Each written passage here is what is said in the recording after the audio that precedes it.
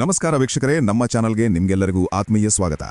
ಬಂಗಾರ ಮತ್ತು ಬೆಳ್ಳಿ ಪ್ರಿಯರಿಗೆ ಇವತ್ತು ಅಕ್ಷರಶಃ ಶಾಕಿಂಗ್ ಸುದ್ದಿ. ನಿನ್ನೆ ಹಬ್ಬದ ಸಮಯದಲ್ಲಿ ಏರಿದ್ದ ಬೆಲೆಗಳು ಇಂದು ಮತ್ತಷ್ಟು ಹೆಚ್ಚಾಗಿವೆ. ಮಾರುಕಟ್ಟೆಯಲ್ಲಿ ಬೆಲೆಗಳು ಸತತವಾಗಿ ಏರುತ್ತಿದ್ದು ಖರೀದಿದಾರರಲ್ಲಿ ಆತಂಕ ಮೂಡಿಸಿದೆ. ಇಂದಿನ ನಿಖರವಾದ ಲೇಟೆಸ್ಟ್ ದರಗಳೆಷ್ಟು ಮತ್ತು ಬೆಳ್ಳಿಯ ಬೆಲೆ ಬರೋಬ್ಬರಿ 15,000 ರೂಪಾಯಿ ಏರಲು ಕಾರಣವೇನು ಅನ್ನೋದನ್ನ ಕಂಪ್ಲೀಟ್ ಆಗಿ ನೋಡೋಣ. ಅದಕ್ಕೂ ಮುಂಚೆ ಈ ಬಿಗ್ ಅಪ್ಡೇಟ್ಸ್ಗಾಗಿ ವಿಡಿಯೋಗೆ ಒಂದು ಲೈಕ್ ಕೊಡಿ ಮತ್ತು ನಮ್ಮ ಚಾನಲ್ ಅನ್ನು ಮರೆಯದೆ ಸಬ್ಸ್ಕ್ರೈಬ್ ಮಾಡಿಕೊಳ್ಳಿ.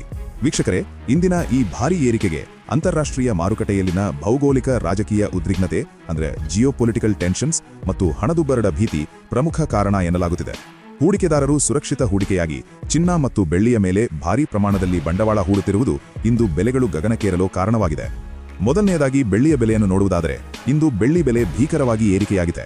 ಇಂದು ಪ್ರತಿ ಗ್ರಾಂ ಬೆಳ್ಳಿಗೆ 270 ರೂಪಾಯಿ ಹಾಗೂ 100 ಗ್ರಾಂ ಬೆಳ್ಳಿಗೆ 27,000 ರೂಪಾಯಿ ಹಾಗೂ 1 ಕೆಜಿ ಬೆಳ್ಳಿಗೆ 2,70,000 ರೂಪಾಯಿ. ಗಮನಿಸಿ, ನಿನ್ನೆ 1 ಕೆಜಿ ಬೆಳ್ಳಿಗೆ 2,55,000 ರೂಪಾಯಿ ಇತ್ತು. ಅಂದರೆ ಕೇವಲ ಒಂದೇ ದಿನದಲ್ಲಿ ಬೆಳ್ಳಿಯ ದರದಲ್ಲಿ ಬರೋಬ್ಬರಿ 15,000 ರೂಪಾಯಿಯಷ್ಟು ಭಾರೀ ಏರಿಕೆ ಕಂಡಿದೆ. ಇನ್ನು 24 ಕ್ಯಾರೆಟ್ನ ಗಟ್ಟಿ ಚಿನ್ನದ ಬೆಲೆ ಕೂಡ ಇಂದು ದಾಖಲೆಯ ಏರಿಕೆ ಕಂಡಿದೆ. 1 ಗ್ರಾಂ ಚಿನ್ನಕ್ಕೆ 15,535 ರೂಪಾಯಿ, 8 ಗ್ರಾಂ ಚಿನ್ನಕ್ಕೆ 1,24,280 ರೂಪಾಯಿ, 10 ಗ್ರಾಂ ಚಿನ್ನಕ್ಕೆ 1,55,350 ರೂಪಾಯಿ.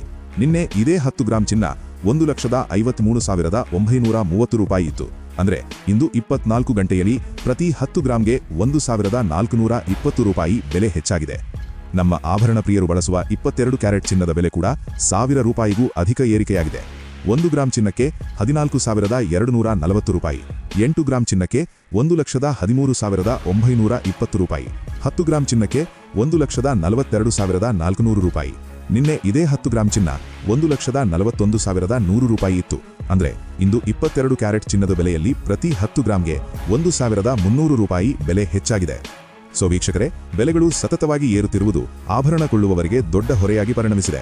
ಮುಂದಿನ ದಿನಗಳಲ್ಲಿ ಬೆಲೆ ಇಳಿಕೆಯಾಗುವ ಸೂಚನೆಗಳು ಸದ್ಯಕ್ಕೆ ಕಾಣಿಸುತ್ತಿಲ್ಲ. ನಿಮ್ಮ ಊರಿನಲ್ಲಿ ಇಂದಿನ ರೇಟ್ ಎಷ್ಟಿದೆ ಮತ್ತು ಈ ಬೆಲೆ ಏರಿಕೆಯ ಬಗ್ಗೆ ನಿಮ್ಮ ಅಭಿಪ್ರಾಯವೇನು? ಕಮೆಂಟ್ ಮಾಡಿ ತಿಳಿಸಿ. ಈ ಉಪಯುಕ್ತ ಮಾಹಿತಿಯನ್ನು ನಿಮ್ಮ ಗೆಳೆಯರಿಗೂ ಶೇರ್ ಮಾಡಿ. ಧನ್ಯವಾದಗಳು.